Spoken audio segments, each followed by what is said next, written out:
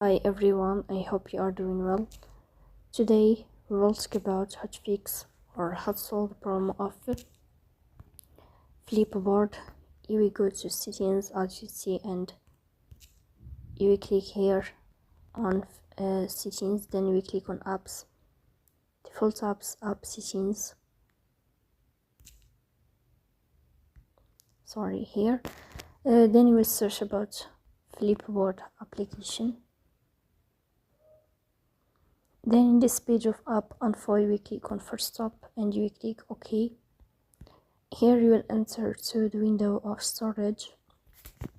Then you will click on clear cache. In the end, you will turn off your phone and you will wait a moment to restart your phone again to fix that problem.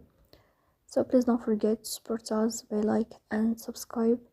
See you next time and thank you for your watching and your attention.